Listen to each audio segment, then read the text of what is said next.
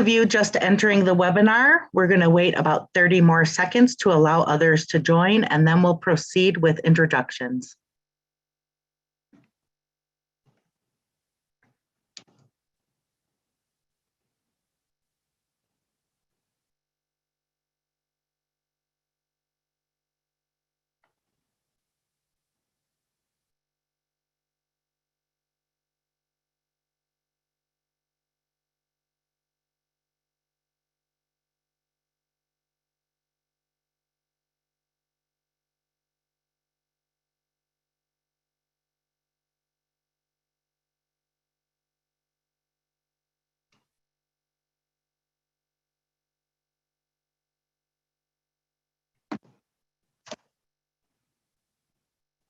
Hello, everyone, and thank you for joining us. Today's webinar is the second in our series discussing opportunities for tribes in the American Rescue Plan. Today, we will be discussing the funding in the second wave. The first webinar, we talked about the money that was allocated directly to tribes. In this webinar, we'll be talking about the second wave of funding, which will still come to tribes, some of which will come directly to them through increased allocations, and some of them they will have to apply for. In another series, part of this series, we'll also talk about the funding that is available nationwide and competitive that tribes can apply for as well. My name is Karen Diver. I'm a graduate of the Harvard Kennedy School, which is the virtual site of today's program. I formerly served as the chairwoman of the Fond du Lac Band of Lake Superior Chippewa and in the Obama White House as the Special Assistant for Native American Affairs. I'm currently the Senior Advisor of Native American Affairs at the University of Minnesota. I want to start with a few announcements on behalf of the Ash Center at Harvard, which is our host for today's program. In particular, the Ash Center would like to acknowledge the land on which Harvard sits as the traditional territory of the Massachusetts people and a place which has long served as a site of meeting and exchange among nations. This event is being recorded and the video will be made publicly available on the Ash Center YouTube channel and through the website of the Harvard Project on American Indian Economic Development. You are very welcome to submit questions anytime throughout today's program. Please do not use the chat function. It is difficult for us to manage chat and the questions that are coming up in the Q&A section. So please use that Q&A button so that we can see what you have for our panelists today. Now I'd like to introduce our distinguished speakers. Joining us again is Burton Warrington, a Prairie Band Potawatomi and Menominee attorney who previously served as a senior official in the Office of the Assistant Secretary of Indian Affairs at the Department of Interior. He is currently president of Indian Ave Group. Burton helped us set the table in our first episode and will do so again today, providing an overview of the $12 million in ARPA dollars for which tribes are eligible to compete. Once again, only part of that is for competition. The rest will be directly allocated. Following Burton's overview, we are honored to welcome two distinguished public servants from the Biden administration. First, we will welcome Stacey Ecafee, who is the Principal Advisor for Tribal Affairs for the Department of Health and Human Services. A little bit later, we'll give a welcome to Heather Dawn Thompson, Director of the Office of Tribal Relations, reporting to the Secretary of Agriculture. I should mention that Stacey is a citizen of the Oglala Sioux tribe. My apologies, Stacey. Heather Dawn Thompson is a citizen of the Cheyenne River Sioux tribe, a Harvard Law School graduate, and an expert in American Indian law. With Thompson in place, the USDA will return the Office of Tribal Relations directly under the Secretary, assuring the government-to-government role. Lastly, joining us again is Jen Weddle, a Northern Cheyenne attorney who co-chairs the Greenberg-Torig American Indian Law Practice Group, and who, along with Del Lavador, who is Crow of the Crow Nation, provided an overview of the Fiscal Recovery Fund monies in our first webinar. Jen and Del have closely tracked both the CARES Act and the ARPA developments. At the end of this program, Jen will share some updates on Treasury deadlines and guidance. Thank you again, Burton, for joining us. We're going to turn it over to you to talk about what we know about the funding that will be made available. All right, appreciate that, Karen. Just pulling up a slide I'm going to share. So, as we did on the last session, we talked about setting the table a little bit. So, there's a lot of money moving really fast, and it's hard to keep track of it all. So, we're going to try to help to see if we can share our perspective on it, and that may help put things in perspective for you. But just to do a real quick recap. ARPA passed about $1.9 trillion, and out of that $1.9 trillion, about 32 billion, about 200 million is set aside, and that's dedicated funding for tribes or broadly Indian country.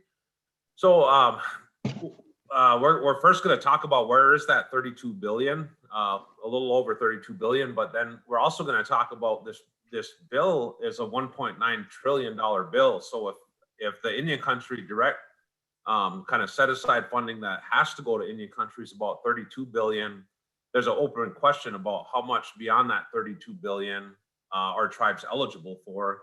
And that's a question that we get quite often. So I'm first just going to do a quick run through this slide that you're seeing on the screen. And we'll make this available on the website for this program shortly after the program. But what this presentation here does is breaks down where is the $32 billion that has to go to Indian country. It's set aside in the bill for Indian country. So right off the top, you're seeing that coronavirus fiscal relief fund, the 20 billion that a lot of people are focusing on. But once you take out the $20 billion, there's still about 12 billion more dollars that are available and that have to go to Indian countries. So part of the discussion and questions we get a lot from people are like, where is the other $12 billion, and how do we ensure that our tribe can get a piece of that, understanding that everybody has these different challenges. So I'm not going to spend a lot of time going all the way through this, other than to say, in a broad sense, about $21.5 billion is at Treasury, and you'll see how that's broken down between the Fiscal Relief Fund, Coronavirus Capital Projects Fund, Local Assistance Tribal Consistency Fund, Homeowner Assistance Fund, and then the State Small Business Credit Initiative. So what you'll notice on this sheet is that I put the section of the bill. So if you're wanting to find out more information about it, wanting to read about it a little bit more, you can find the section of the bill that talks about it specifically. And you move down to HHS, it's about $7.6 billion across different departments within HHS, or kind of sub-agencies of HHS. Department of Interior, a little under 2 billion. You'll see HUD has about 750 million. Department of Ed about 422 million. And then USDA about 20 million direct set aside that has to go to tribes, and then about 35 million that's at Department of Treasury. So you keep hearing this number, $32 billion. This is where it breaks down. But it's really important for people to understand this isn't the only money out there. Yes, this money, it's a lot of money and it's coming to Indian country, but Indian country is also can be eligible for other funds outside of the $32 billion.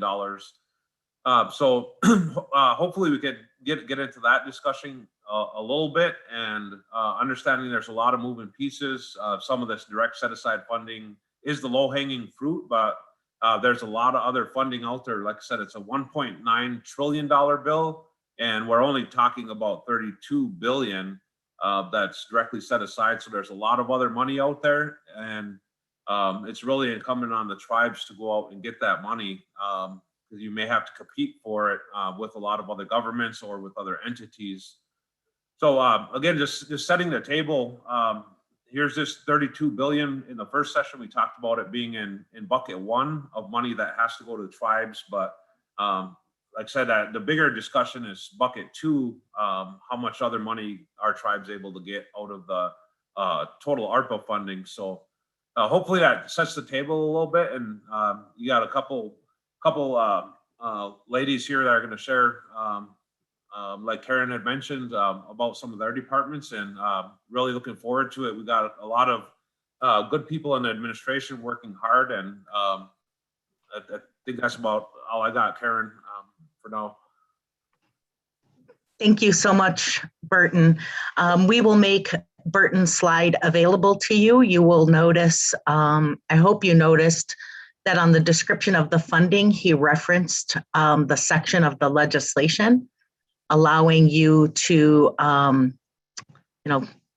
look up the law and Google it and find where the home of that money is so that you can watch for more information from the agency websites, etc. Our first question I'd like to direct to Stacy Eckefe. Burton gave us an overview of upcoming funding. Do you have additional information to add, including how tribes can prepare to be competitive applicants for funding? Good afternoon, everybody. Thank you, Karen, and everybody for having me today and be a part of this conversation. So HHS, as you guys know, houses the Indian Health Service and many of the human service programs that we have across the country. Through the ARPA funding, we were able to see an additional $6 billion to the Indian Health Service, which goes out through their normal mechanisms for funding. And we had 2 additional pieces added to HHS that will go out. I actually think one of them did yesterday, but we had an extra 20 million go for native languages and for emergency grants to Indian country, Pacific Islanders, and Native Hawaiians for that funding. And then also we had a new water program set aside at HHS in our administration for children and families. And, Karen, you asked me about how tribes can compare for those competitive fundings in the other pieces that we do have across HHS. And, we have technical assistance programs that help, especially at the Administration for Children and Families. They're always a good resource to utilize as we're looking at competitive grants.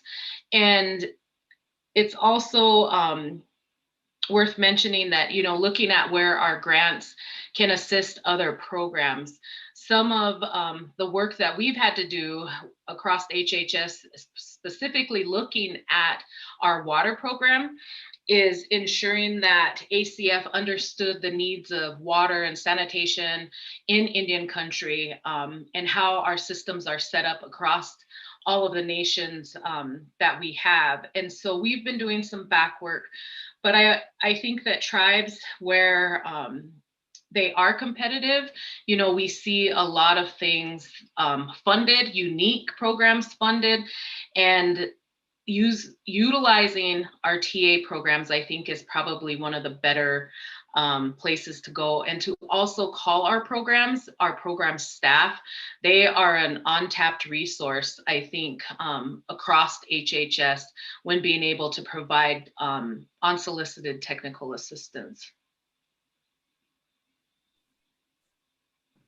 I know a lot of tribes are looking for infrastructure dollars, and water and sewer is always a need for Indian country. So you guys might be new at it, but to have another source for tribes actually will be quite helpful. Thank you so much. Heather Dawn, would you like to highlight anything coming out of USDA and how tribes can put forth their best proposals? You bet. Thank you so much for having us today, Karen. Delighted to have this conversation. This is just really a historic moment for tribal nations with all of the resources that are being made available, not only through the American Rescue Plan, but also with this administration.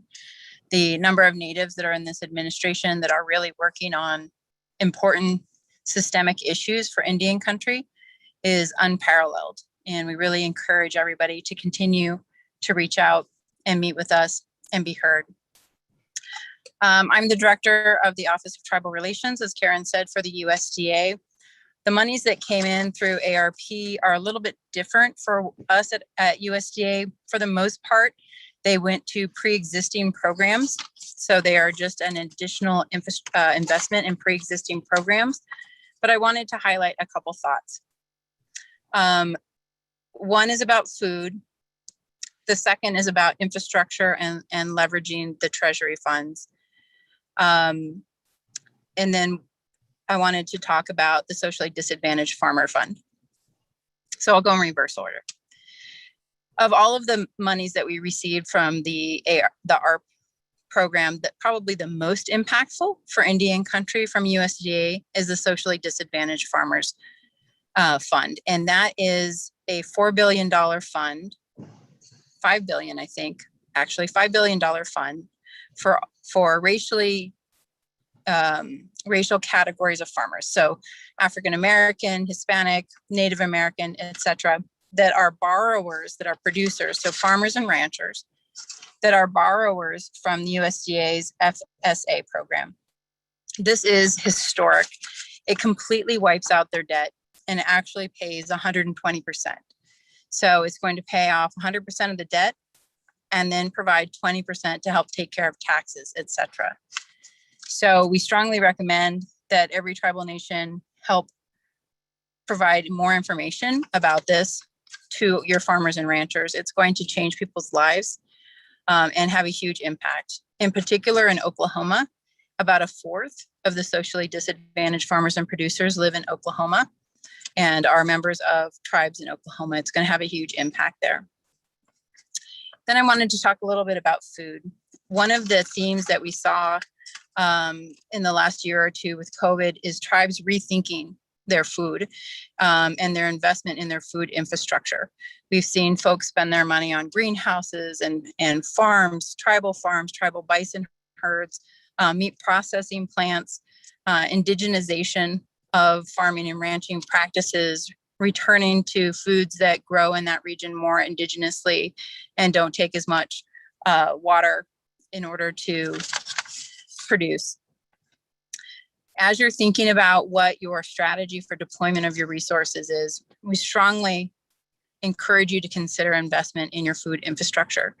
If there's a few things that COVID showed us was, one, as Stacy knows at IHS and HHS, our health was disproportionately negative on the COVID front. From diabetes, et cetera, we were disproportionately impacted. And most of that is our food choices and our food availability. In addition, the breakdown in the supply chain had enormous impacts in a lot of our communities that are already food deserts, and not being able to get access to that, whether it was the meat processing plants that shut down or the grocery store trucks that were not coming in. And so we are working really hard with tribal nations to think about the funds that they're receiving from Treasury, matching them with programs that already exist at USDA, and rethinking their local food infrastructure. And then along those same lines, with leveraging the Treasury funds, one of the things that we strongly recommend consideration is looking at what programs the other agencies are funding, whether it be broadband at NTIA, which I strongly recommend everybody looks at. That's Department of Commerce. And I'll talk a little bit about that. HHS, USDA, et cetera, and leveraging the Treasury funds that you're receiving with additional funds that are coming from other federal agencies. In addition to food, broadband infrastructure is one of these areas that I would strongly recommend people think about. At NTIA, with the Department of Commerce, many of you know that they received $1 billion explicitly just for broadband in Indian country. And those broadband grants, so not loans, but those broadband grants, every federally recognized tribe that applies will get $500,000 minimum. In addition, you can apply for infrastructure grants, which can go up to $50 million. If you leverage that and combine it with Treasury funds that you have, you can really make a huge impact in some of our rural isolated communities that have broadband infrastructure issues. So I'll stop there, Karen, but there's a couple thoughts that we're thinking about at USDA. I'm going to ask a clarifying question that came up in the chat. For the producer debt relief, does that include fish farming and reindeer? Like it isn't just like seeds in the ground type farming, right? And cattle and bison. It's So any kind. right. So all of those types of farming are eligible for what we call FSA, Farm Service Agency loans at USDA. So if you already have an FSA loan, the statutory rule is if you have an FSA loan by January 1st of this year, or if you have a bank loan that is FSA guaranteed. So this doesn't include farming, ranching loans, et cetera, from a private bank that are not FSA guaranteed or other loans. But anything, regardless of the industry, that's FSA guaranteed or an FSA loan is 100% forgiven. That's great to clarify, and we'll give guidance for our listeners that are looking. Stacy, in preparation for this call, you were making a wonderful point about how tribes can assert sovereignty in their applications and actually give guidance to the agencies in terms of defining what success looks like. You know, it's government, we get it. We're going to have metrics. We're going to have outcomes for this money, but this is really a chance for tribes to say what's important to them and define that success. Do you want to talk about that a little bit? Sure. And I'm by no means an expert, but you know, as we talked yesterday, I think there's several good options where we look at, you know, things that are successful in our community and how they articulate back to what we do, either through our culture, our language, the way we engage in our communities. We often aren't able to put that in government speak and show the government how those things are successful. I think, you know, I look at many of the things the self-governance tribes do, and they're really good about tying in their successes into those matrix, into those quantifying, measurable outcomes that speak to the government and speak to the people who review our grants, who review our programs. But I think, you know, with this administration and trying to figure out what is best and what is the best way to tell our story so that we can start measuring those, so that we can measure our own success, is that it's a good opportunity with all of, not only this funding, you know, listening to Heather talking about, you know, where we can leverage our money through various departments and getting them to work together. You know, oftentimes a lot of the government will work within their silos, but we have to be able to work across different streams. And for tribes, we know that the things that work at our local community, you know, we know that, you know, things from day labor, having our kids in cultural programs, having our kids participate in, you know, sports, or having our elders be a part of different things.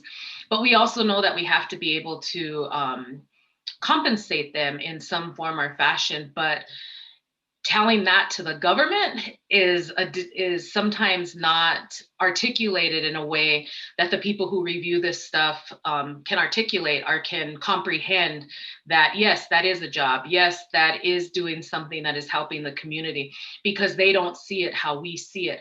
But we know that those things are successful in our communities, and those things are working for our people. And so I think we, you know, not only having funding that we've never seen before, but doing cross collaborations and also utilizing it as a time to tell what our successes are, and also getting, you know, our political leadership to think about things differently as they move into looking at how they can change the system within the government, looking at how we can change things, the way that our grant reviewers look at our outcomes and our objectives, looking at how the budget office correlates back to there so that they know things are working. Part of that, and majority of that, is hearing from tribal leaders and telling, you know, this is how we should do things. But, you know, I think that we have successful tribes who have done that, not only through self-governance, but also through many of the language programs that are funded from ANA and the Department of Ed and Interior. It's just telling our story in our own way. That really highlights the needs for tribal leaders, tribal executives, and staff to take that time to be able to lay out what that story is and what those successes are. They were able to do it in a crisis moment. I think of the prioritization of language speakers with the vaccinations, COVID vaccinations. That really reflected the values of tribes, and they were making split decisions on how to react to things, but now they can be a little bit more thoughtful and take that time to plan out and tell that story of how we view our own communities, our priorities, and our successes. Thank you for that. Heather, I actually had a follow-up question for you as well. In this day and age, one of the things that is on the mind of the federal government, and you see it through the priorities coming through agencies, through policy making, is racial justice. And tribes generally rely on the treaty and trust responsibility for their advocacy in dealing with the federal government during consultations and such. Would you talk a little bit about what you're hearing around racial justice and if that's additional opportunity for tribes? Sorry, I dropped myself there. Absolutely. So it's such an interesting question, right? I'm from the Great Plains. And so if there are any tribes that are categorizing themselves as political treaty entities and not racial entities, it's where I'm from. But we're also very sophisticated about using the political winds to our advantage. So I'm glad you asked this question. From my perspective within the administration, there is an enormous amount of resources, time, and energy and commitment going into being responsive to the executive order on racial equity. So I want to flag that for the tribal leaders as you go about your conversations and your advocacy within the federal system.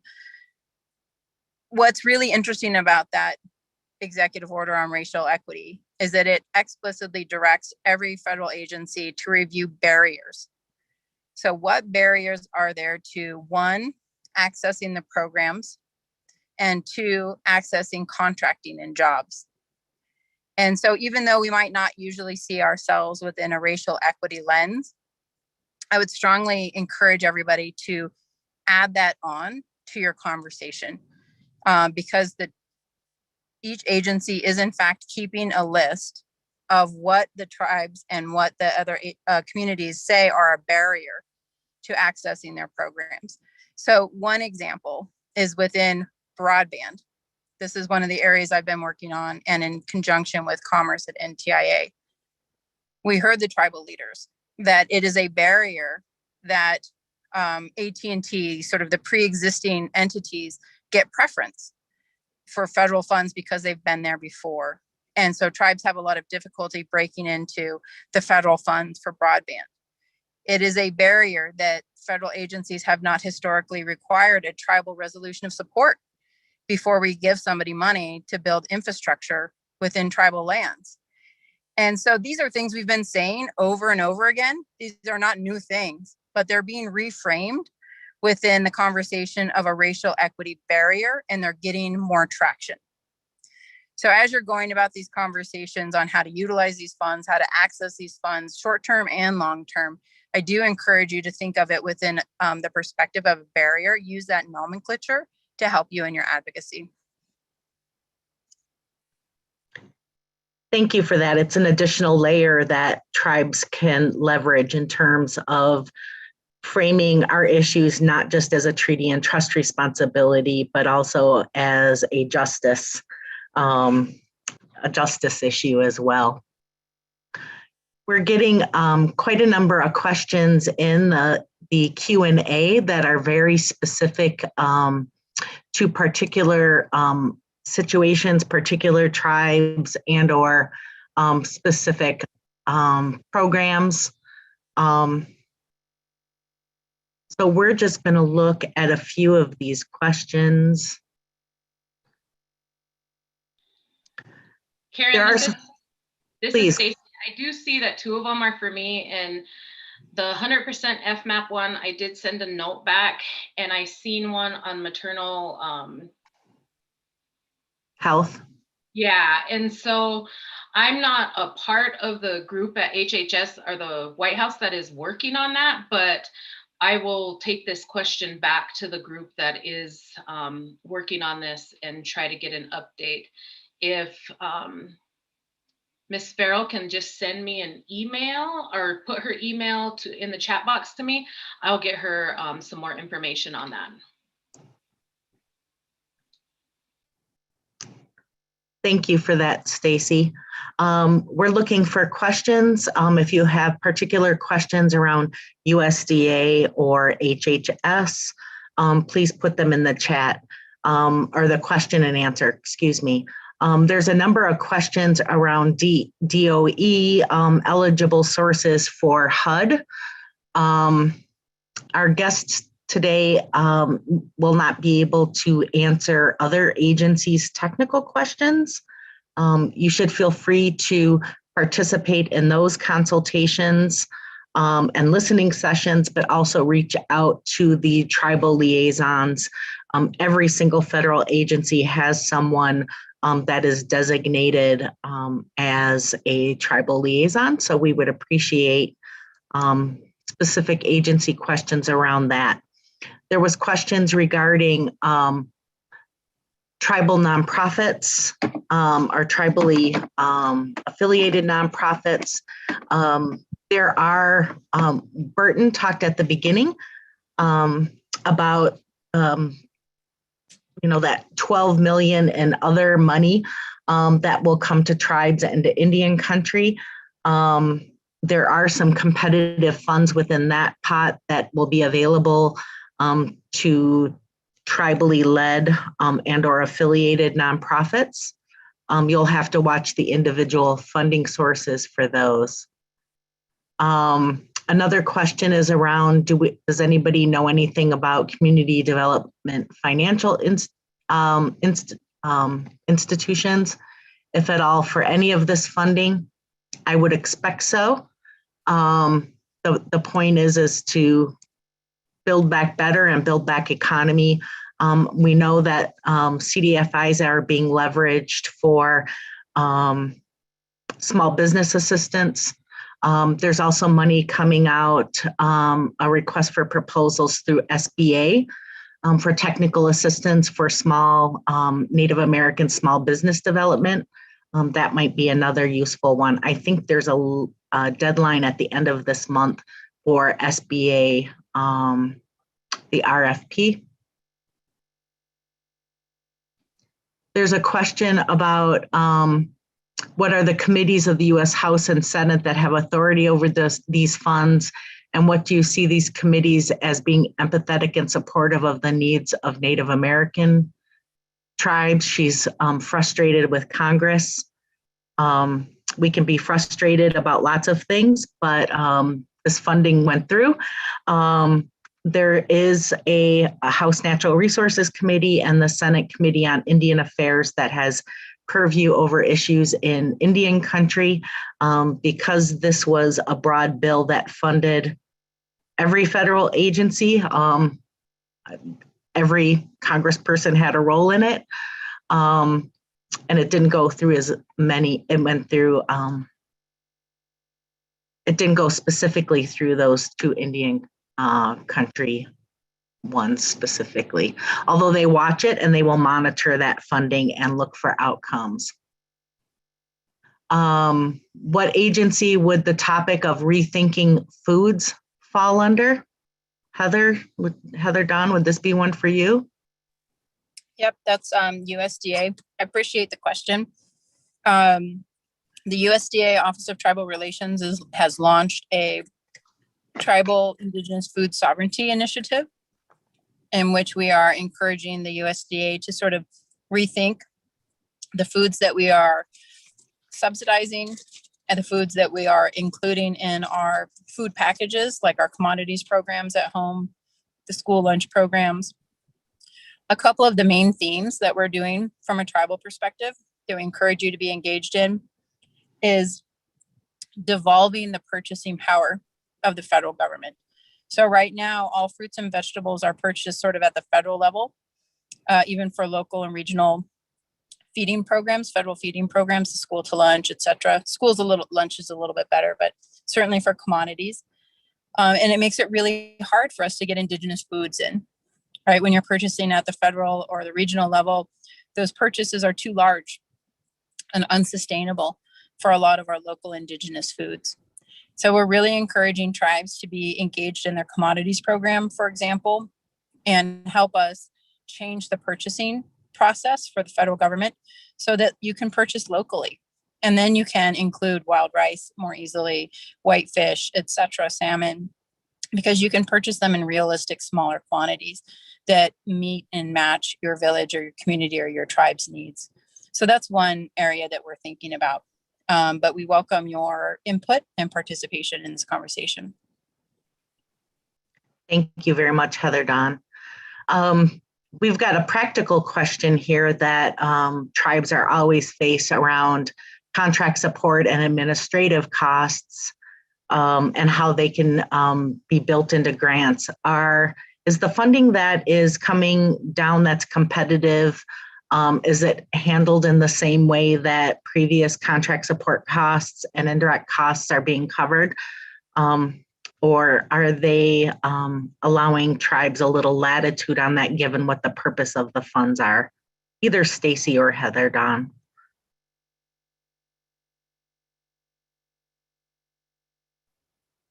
Stacy might have an answer for HHS. For USDA, as I shared, most of our funds that are coming in are just being slotted into pre-existing programs. Congress just provided more money for certain programs that we already had. So whatever the situation was that you dealt with in that specific program at USDA, it would be the same. For NTIA, for the new broadband money, there's an explicit congressional cap on contract support costs. I can't remember off the top of my head, but it's quite low. It's like 2 or 3%. So Congress purposely capped it on the broadband funds. So if you're going to apply for those broadband funds, even though it's 100% grant, you should be cognizant of that cap. Thank you. In other words, they should look at some of their other sources of funding that are coming in to help them with tribal development costs and administrative costs. Definitely. Some of the unrestricted funds like the free funds. Thank you. And HHS is similar to how USDA did it. It would go into many of the already existing programs and utilize that funding stream and that way of collecting your administrative costs for the grants. That is very useful. We have one question about specific funding opportunities for public safety and emergency management. Burton Warrington kindly shared that slide at the beginning. I would suggest that you follow up on the Harvard Project and Ask Center websites to look at that list for FEMA specific BIA and or DOJ funding to see if they have any line items on that spreadsheet, and that would be a good place to start. There's a question about the availability on the timelines of availability of access to these funds. Once again, Burton has whatever up-to-date information he had at the time of that slide, and that will be made available to you. We'll hear a little bit more from Jen Weddle later about, it's a moving target. Announcements are coming out nearly daily. So we'll give you what we know currently, but if either Stacy or Heather Dawn have any information from their agencies they'd like to share around timing of fund availabilities. Sure, I know that specifically for the language, the emergency grant, a letter just went out to tribes just this week announcing that. And then we started earlier in the spring for the water assistance program that the Administration for Children and Families is going to be supporting through this cycle. And in addition, IHS, the Indian Health Service, is rolling out money on a regular. So I would just encourage people to check back on their website for their Dear Tribal Leader letters, as there's a lot more information on their site. Yeah, and the same here. It's sort of on a rolling basis. The most immediate one, I think, of interest to people that's coming out right away is the debt relief for socially disadvantaged farmers and producers. Folks should have received those letters by now, or at least in the next couple of weeks. If your folks haven't heard, if your folks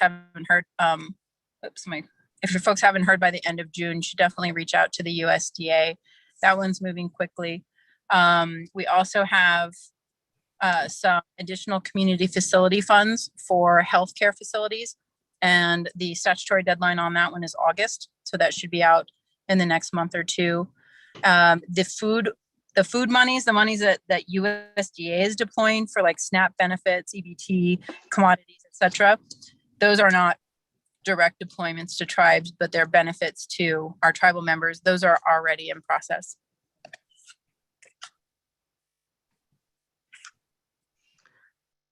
There's a specific barrier mentioned, Heather Dawn. It sounds like it's a fly-in community, and they have problems with weather delays, etc., which causes the food boxes to be at risk of expiration and spoilage. Is there some help through some of these food stability funds that are coming out that might help them with their supply pipeline and logistics so they don't run into spoilage? It's a great point. It goes directly to the conversation that we were talking about in trying to devolve food growth more locally. Alaska is obviously a really significant challenge. It's a totally different kind of food desert than other food deserts. But one of the things that some of the tribes are looking into is underground greenhouses that help you lengthen your growing season. Places like Alaska and the Great Plains and things like that have really difficult winters, so that you're not as dependent upon the flights coming in. With that said, I'll have Karen or somebody put my email in the Q&A, the chat, and you can email me and I'll forward that directly to our food program so that they can visit with you about that. We had a similar issue in Oklahoma and they were able to be a little bit more helpful. And then Karen, I also saw that somebody had a comment about one of the forests in California and the timber. And I know that's not directly on point, but just quickly address that. No, please. Each national forest has what's called a forest plan, and that determines the amount of timber that's allowed to be taken out every year. Tribes usually get notifications to participate in the consultation on those Forest Service plans, and we don't usually participate as much as would be helpful.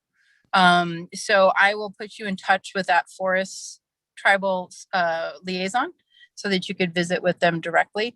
But in general, I also encourage tribes to be really engaged in the Forest Service plan. I know, for example, the Black Hills Forest is coming up this year to redo their forest plan, and that determines the number of trees and the amount of timber that can be taken out every year. Thank you. That's very helpful. There's a question about water treatment system replacement. Can it be covered by funds? And I think that Burton is typing an answer to you, but for everybody else, there's funds for water sewer, both through USDA. There's new money through, sounds like coming through HHS, but then there's also IHS funding for water and sewer. So there's multiple ones. Funding for housing and home ownership, we'll be looking to HUD. In general, Office of Native American Programs, ICDBG funding, supportive housing money. So that is firmly a HUD question. USDA also has rural housing monies available. That's correct, rural housing. And then you've got also home fix-up funds as well. I can't remember the program name. I should remember it, but I don't. But for, If just Google housing assistance and USDA, all of our programs will come up. yeah. There's a question about the percentage of the split between the 12 billion between competitive grants and non-competitive distribution. So the total available is 20, I think it's 20 million, Burton, I believe. 12 will be distributed to tribes one way or another. And the rest will be allocated as increased appropriations, I believe.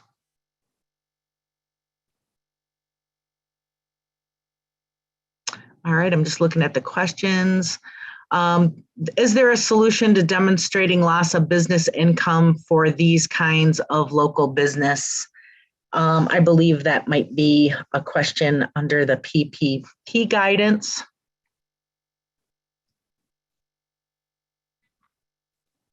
Karen, I also just typed an answer to that question. Under the fiscal recovery funds direct to tribal governments, they can establish grant programs for those smaller mom and pop type of businesses, the bakers, the burrito makers. Tribal governments have a lot of flexibility in establishing those kinds of programs.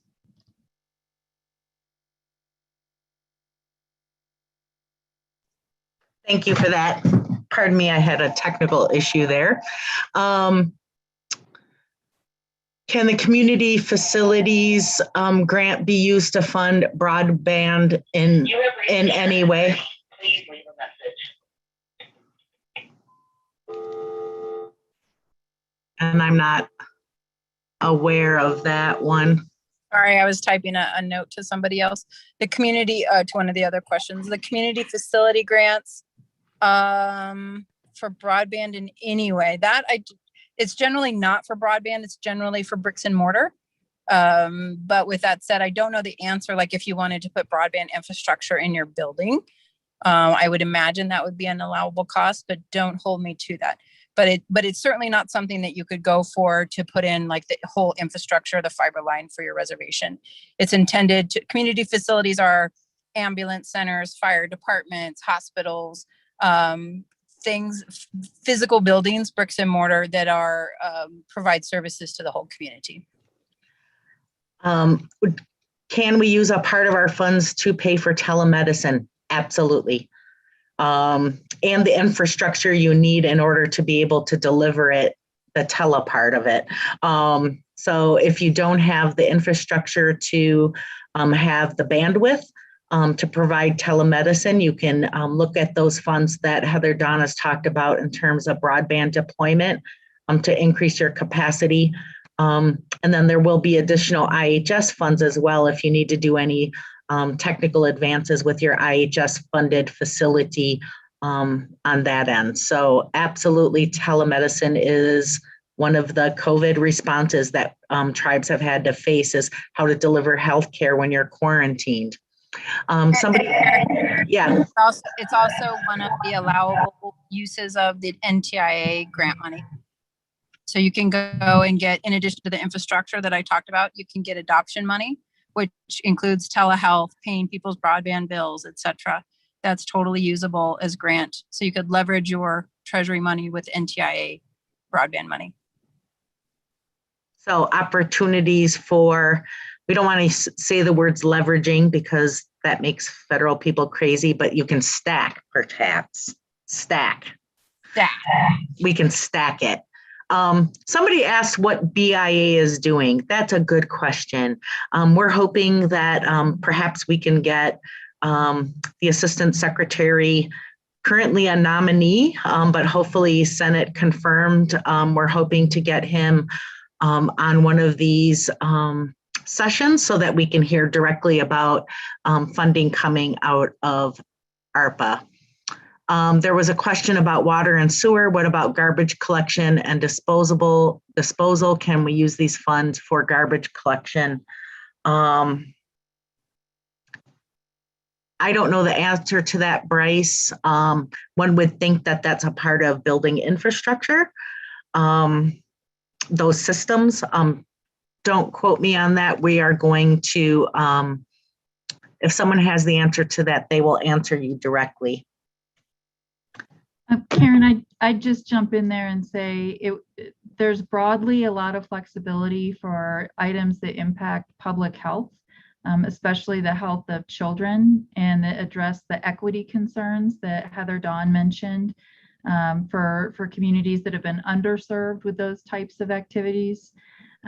So a lot will depend on the record that the tribe is able to build around the need for that service in the community and the fact finding that they make about that need. Thank you, Jen. Someone asked if you need to apply for the infrastructure grants for broadband, and the answer to that is yes. That is not direct funding. You do need to apply, and there are deadlines. Heather, do you have any specifics on that? The Nofo came out last week. You can find it on the Department of Commerce NTIA website. I'm guessing the deadlines are like September, if I remember correctly. So it's not immediately, but it's soon. Every tribe that applies will get $500,000. So it's worth your time to submit. And if you want more than that for either infrastructure or for adoption, then you have to provide more information like a regular application, but not as much for the 500,000. So we strongly recommend everybody apply for that. One of the questions is the Homeowners Assistance funds through USDA. For rural homeowners who have repair needs, it offers low-cost loans, and you can apply through your local USDA office. Correct. There's a USDA office in every single county. Pretty much. I think maybe there's a few short, but essentially every single county in the United States. So you would just go to your local county and they would have the applications for that, or you can find it online. I think we've done a good job answering questions. We have a question from Jackson Brossi, State Small Business Credit Initiative. The notice of intent is due July 30th. So thank you for that, Jackson. There was a question about CDFIs, and Jackson Brossi is your guy for native CDFIs. So thank you for that value added response, Jackson. I'm going to take a moment and go to Jen Weddle and ask if she can get us up to date on what we know through recent announcements regarding ARPA. Sure, and if Melissa Yazzie could please pull up the slide, that would be great. And in the meantime, I would say to Jackson, thank you for raising that. And I think a future future webinar session will focus on SSBCI along with housing. There'll be a future session on that. We're really trying to keep cast as broad a net as we can on some of those topics, and we know a lot of you really want to drill down. We also are going to be posting a lot of material to the website, to the Harvard website with more resources. In terms of immediate deadlines, the next big one coming up is June 21st at 11:59 p.m. Pacific time to submit the employment verification for the second allocation of the fiscal recovery funds. You'll recall that Treasury has set out a two-part allocation methodology, 65% based on certified tribal enrollment and 35% or $6.65 billion based on tribal employment.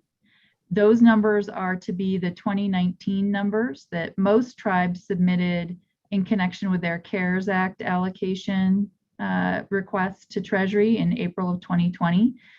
This is an opportunity for tribes that didn't submit employment information at that time to submit it, as well as to verify or make any corrections that you need to make.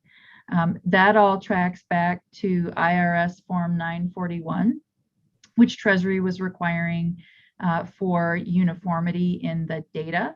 And that applies to employees of any entity that the tribe owns directly, at least 51% of the ownership interests, in addition to employees who may be direct employees of the tribal government.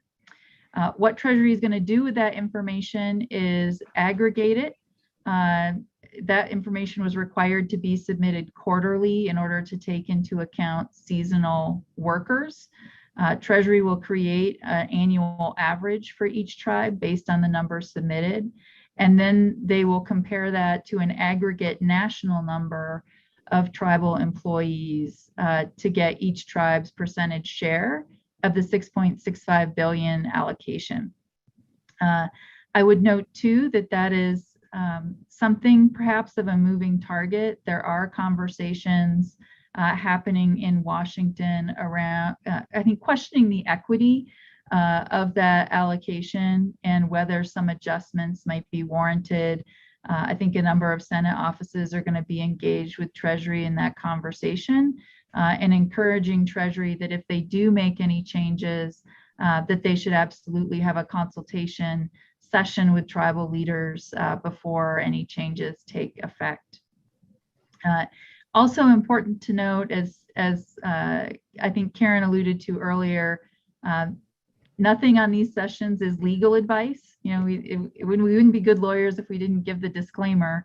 But these things are changing daily and sometimes hourly, as Karen mentioned. And everybody should absolutely work with your own consultants, advisors, lawyers to track this as closely as you can. Treasury did post additional frequently asked questions yesterday. These are reorganized into different categories, and they've now identified their new questions that they've added by date, anticipating that they are going to add more. The new FAQs are listed on this slide, and largely they relate to some reporting, to some of the revenue calculations, and other things. But importantly, per FAQ 1.4, Treasury is not going to communicate anything about their second allocations until late June, until they know how big the total pie is from the June 21 submissions. Really important in that is that you can't yet submit them. Treasury hasn't reopened the portal yet for tribes to be able to submit their employment numbers. So watch for that. I would expect them to open it likely Monday, June 14, and then you'll have 1 week to get that information in.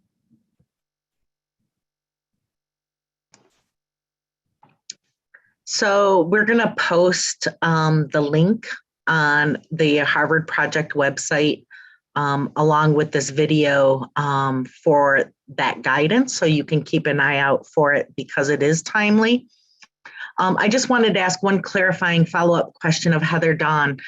You were referencing the two pots of money for broadband. The NTAI money has to be applied for, and that's competitive, correct? It has to be applied for. I would say it's semi-competitive. It's intended to be equitable, and they're still struggling with what that definition means. So I don't think it's competitive in the same way the broadband money is at USDA. There's a lot more money. There's going to be fewer applicants. And I would guess that a very significant portion of the applicants will be successful. And there's also a specific statutory direction to cure any applications. So if you submit something, it's incomplete, you need some help with it, they've been directed to help the tribes cure that. And the planning money you will get, what was the source of that one again? The 500,000. Yes. If you do have to submit, so it's not automatic like Treasury or BIA, but it's a very simple application to be allocated that $500,000 planning money. And it's a more comprehensive one if you want the infrastructure money. Okay, so it sounds like this is a really good bet if you're willing to put in the effort, and this is something important to your community. So I hope that answered your question. As I started at the top of the hour, we are doing these sessions every 2 weeks. The information is changing daily. We will have another one in 2 weeks. For today, we want to thank our guests, especially grateful for Stacy Ecafee and Heather Don Thompson. We know you are busy serving tribes, working through a new administration at the same time and the outcome of a pandemic. We know you're incredibly busy and you have our gratitude, both from the Harvard Project and the Ash Center, but all of the tribes in Indian country for helping us understand these complex matters. Also very thankful again for Jen Weddle and Burton Warrington coming back. They are in service to Indian country and they are trying to keep track of all of the moving pieces and keep us all up to date. And just like last session, the level of detail of their knowledge of what's going on with CARES Act and with ARPA is a service to all of us. Our session in 2 weeks, we are still planning that one. We are really hoping that we will either present to you how tribes can maximize their rescue plan opportunities, but if we are also trying to schedule Assistant Secretary for Indian Affairs nominee, hopefully not a nominee by then, Brian Newland. And if there's any critical agency information or guidance, we may shift midstream. But for right now, how tribes can maximize their rescue plan opportunities. So we will keep you updated. Since you've registered for this, you will get a notice of the next one and the latest topic. Please share these widely with your colleagues, as well as other interested folks, whether they be tribal nonprofits, tribal planners, tribal government officials. We're hoping to reach as many people as possible. You can find further information, including a recording of today's program and useful follow-up materials as we develop and receive them, on the Harvard Project website, hpaied.org. And I think Melissa put that slide up.